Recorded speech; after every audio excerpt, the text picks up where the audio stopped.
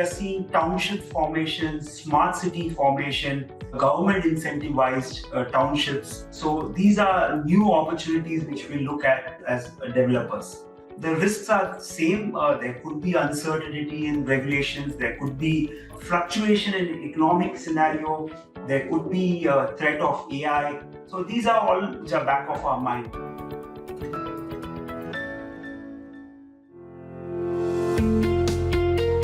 Hello and a warm welcome to a very special podcast series, Unusual Suspects. I am your host, Gaurav Chaudhary. This is a series about unraveling stories of entrepreneurs, investors, professionals who are disruptors, yet not in your face. Their disruptions have consistently delivered on the purpose and the mission they've embarked on. The values are as strong as the mission. While they're ruthless in pursuing their ambition, they don't stray from being leaders who are not just admired for the vision and relentless pursuit, but also for how they are building an ecosystem of believers who consistently push the boundaries. In each episode, I speak to one such leader, talking to her or him or them about their businesses, lives, inspirations, interests, challenges, pivot moments and turning points, successes, failures, and of course, the little agonies and ecstasies and joys of life. It is as much about their personal life stories as about their entrepreneurial, professional, and philanthropic journeys. Unusual Suspect streams on Earshot.in, Spotify.com, Apple Podcasts, MoneyControl.com, and a host of other podcast streaming platforms and directories. For this episode, I'm delighted to have Ranjeeth Rathod, the Managing Director of DRA Homes. Ranjeeth holds a Master's in Business Administration from Cardiff University, the United Kingdom.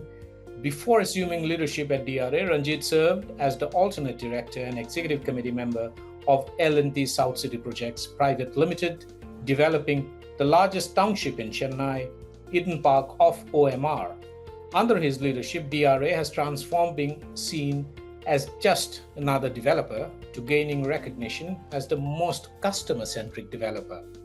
Additionally, he has expanded DRA's operations beyond real estate into financial services through DRA's investment wing, further demonstrating his business acumen and versatility. Welcome to Unusual Suspects, Ranjeeth. Delighted to have you on the show. Hi Gaurav, it's my pleasure as well. Thank you so much for. Ranjeeth, we'll start off with a basic question, kind of context setting, both for me as well as for our listeners. With a 40-year-old legacy in Bengaluru and Chennai, DRA Homes has witnessed a significant transformation of the real estate sector. You kind of have a ringside view to this. Can you take us through how the company started, a bit of the journey? What were some of the key turning points? Were there any pivot moments, like major expansion? How did you navigate the regulatory shifts? Because the real estate sector has gone through a significant change in the regulatory landscape over the last 10 to 15 years. And also, how as an asset class, it has suffered and been through troughs and peaks from the highs of, say, the early 2000s. And then it, like any other asset class, it also got affected due to the global financial crash. And now it again appears to be on an upswing. Can you take us through all of these through the lens of DRA Homes over the last decades? Ranjeeth? Yeah, Gaurav, sure. I'll take you through the journey and give you some kind of insights on various turning points in our journey. The journey started pretty much family-run legacy business, doing some projects here and there, joint developments, some outright purchases. It started in Bangalore through the heydays of Bangalore, which I would say are probably around 80s of just before the IT boom of Bangalore. And it sustained through the good phase of 90s. In 90s, the family also did many partnerships with larger players like Larsen & Toubro, like Prestige of the world. Some bit of partnerships were done in various structuring forms.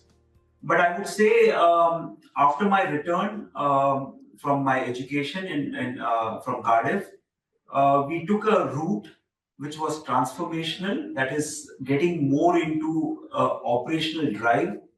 And probably I was young enough to take that lead. And we had the right vision that time. Family supported us. Why don't we take the transformational route of creating a brand? And that's where the role was entrusted to me. I initially kicked off my career with spending some time with Larsen & Toubro, developing the one of the largest township in Chennai called Eden Park, that gave a whole world of experience in terms of transparency, corporate governance, process execution expertise, and many other areas. Once that I would say that stint was over, I donned the hat of the managing director of DRA Homes.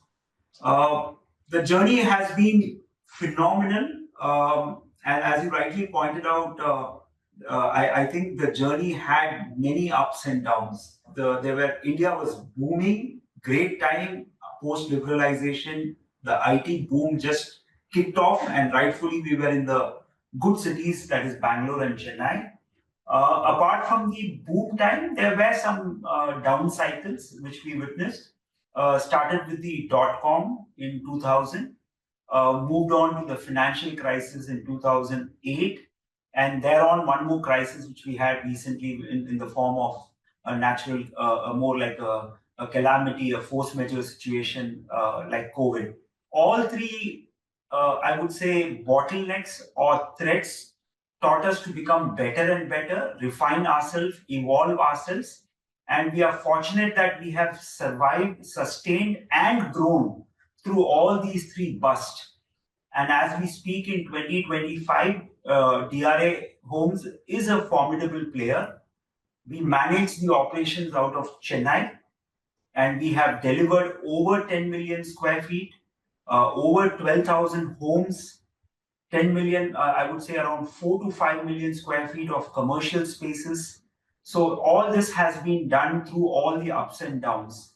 The good part is India grew throughout this last 30 years. The IT boom continued despite all these bottlenecks. It became better and better despite all these bottlenecks.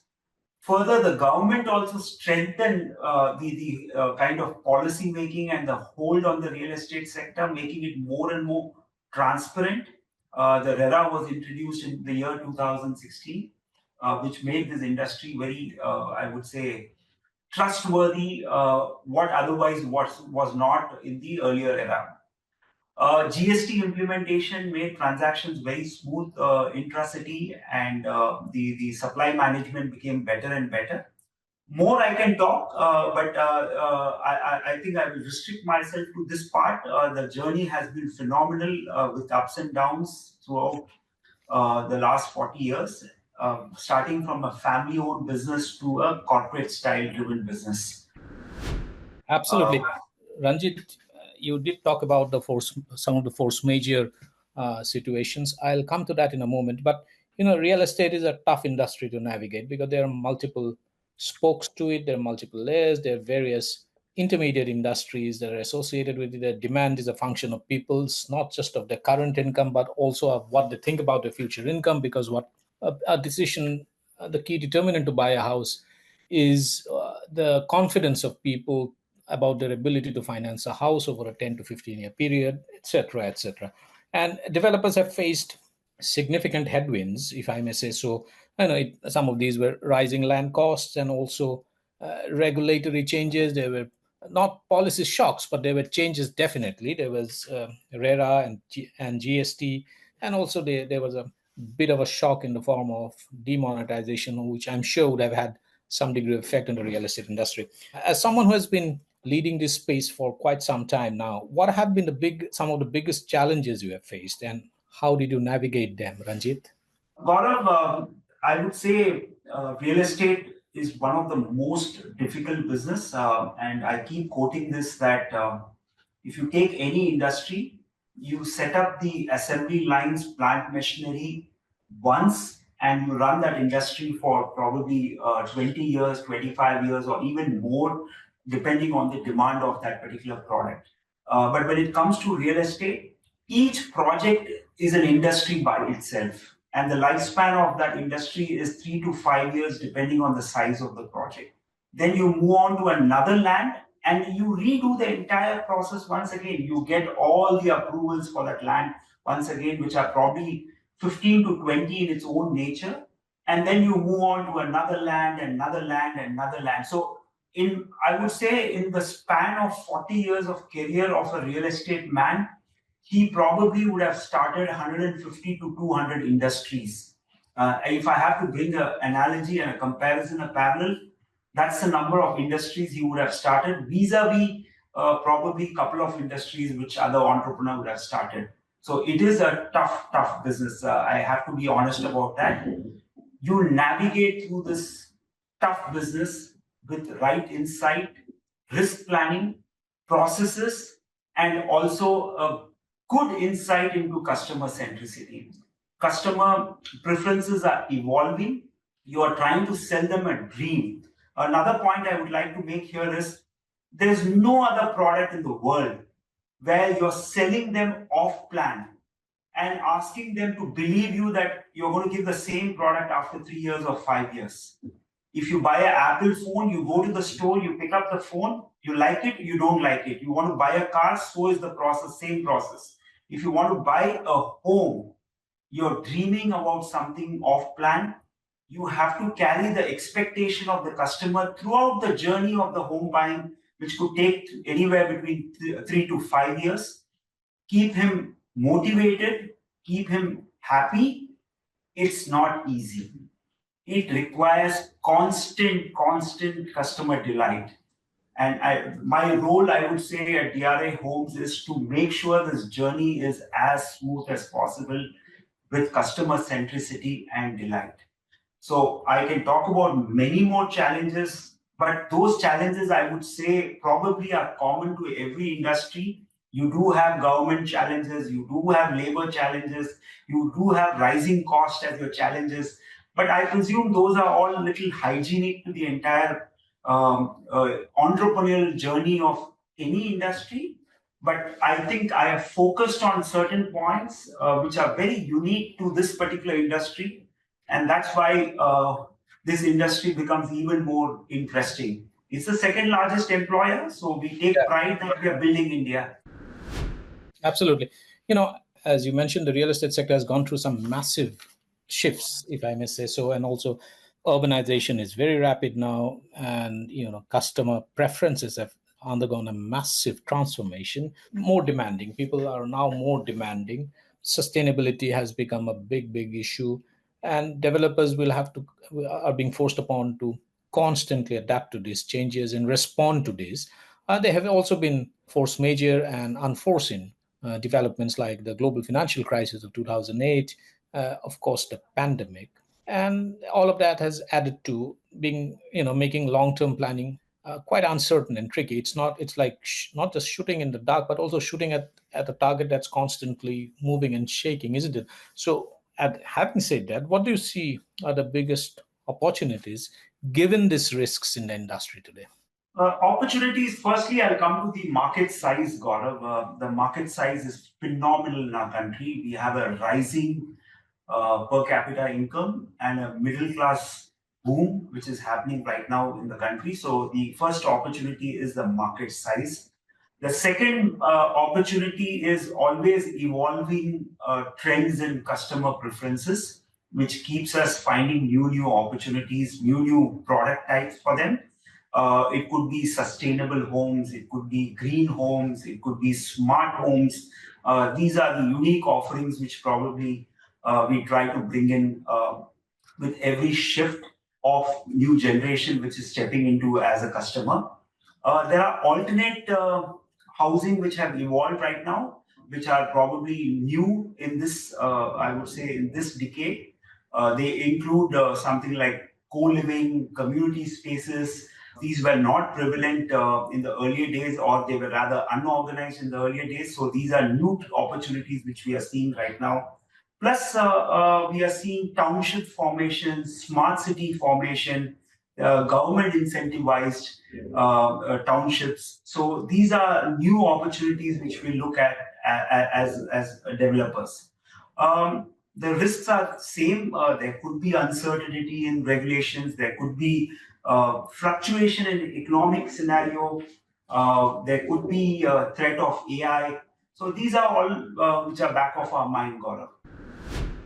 Policy and regulation, and let's stick into the same thing, are also huge factors, and that's a moving variable, because there is the There are the local authorities, there's the local government, that is the municipal authorities, there is the state government, and there is also the central government. And all of them, and the real estate industry has to, the developer community particularly, will have to deal with, has to navigate itself through a complex matrix here. Quoting from Tamil Nadu, for instance, revised its FSI rules to encourage high-rise developments, while another neighboring state, Karnataka, has focused on digital land records to improve transparency. Does it make things difficult for you to plan in such a scenario? Are there any regulatory changes you believe could make the sector easier to navigate, especially for small and mid-sized players, Ranjeeth? So, land is definitely a very challenging aspect. It's a state subject. As you rightly said, every state has its own unique laws, unique bylaws for development, which can vary from state to state. Some are friendly, some may not be that friendly. So, yes, you're right that the approval process is a big challenge. It's pretty lengthy, cumbersome.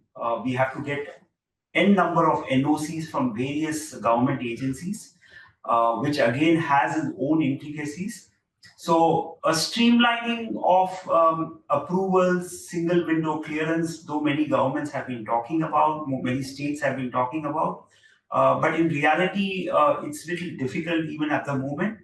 So that would be a right step, I would say, if we can get speedy approval under a single window clearance without any kind of discretionary subjective interpretations. That would be, I would say, a shot in the arm for the industry. FSI, higher FSI is always welcome. We believe that we are getting more and more urbanized. So the density of population is increasing. We obviously need high rise to accommodate. Yes, we need to provide the right infrastructure when we go high rise. We need to have the fire norms, the roads, the stormwater drainages. So all this support is required from the government. Eventually, government plays a very important role because they only can develop the infrastructure. We can be only the enablers of such infrastructure. So it requires constant support from the government of every state to make sure that this industry becomes even better, more transparent, faster, to provide economic and good housing solution to this country. And you took a good example of Karnataka. They have digitized a lot of records. So I think it's a good case study for every state. Tamil Nadu also, to a great extent, has digitized their land records. But if they can make everything available at your fingertips by using internet, you can download your patta, revenue, khata, zoning. It makes life much more easier. You're able to scale up your projects much faster. Yes, of course, Ranjit. Now, let's change tack a bit. Let's talk about branding. And the real estate sector is it's a peculiarity of sorts because many real estate companies actually, focus on project level branding rather than creating an umbrella strong corporate identity, which is very unlike, say, technology companies or FMCG or even retailers. Why do you think branding is not a priority sector, a priority area in this sector, if I may say so, from a corporate identity point of view? And why is everything about real estate mostly focused on the projects that the developers are developing? Ranjit?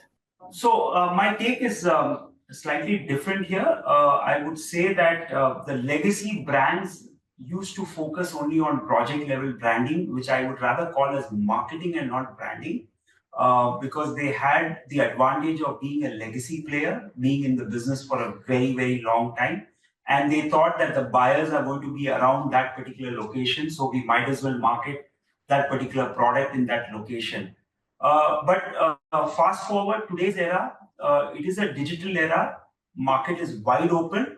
We are dealing with a new set of audience, which is predominantly millennials. The average age of home buying has come down drastically. It's around 35, 36 now, versus 46, 47 probably when I started my career.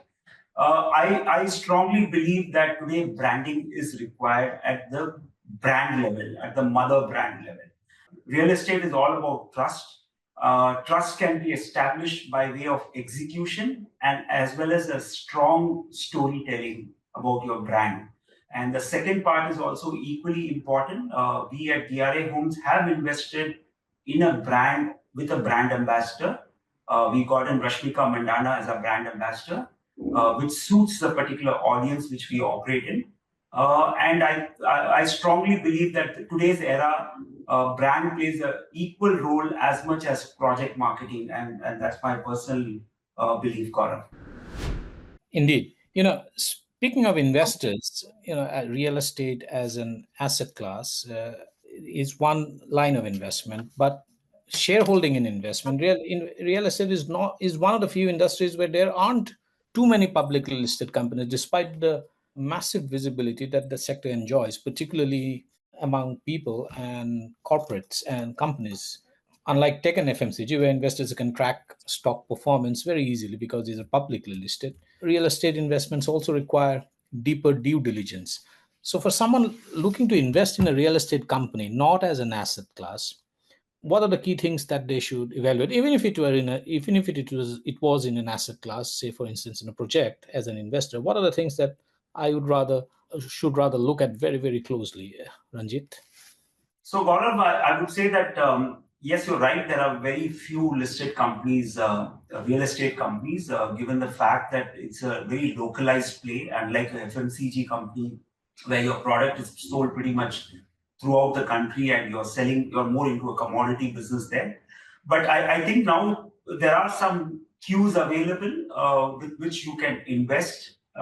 First and foremost is the credibility of the developer, I would say, which can be established by way of the financial health of the developer, the performance in the past, the execution capability of the developer, which micro markets he operates, how credible or how large those micro markets are, whether there is a potential upside in those markets, whether the employment opportunities are good enough, whether those states are friendly states in terms of generating more and more employment, more and more industries or other developments.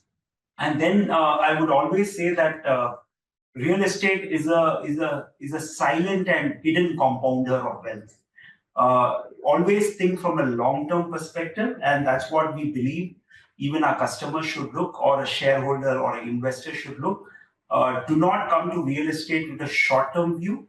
Have a long-term horizon, and it will give you the right reward. So the mindset of the investor also has to be tuned in accordingly, Gaurav.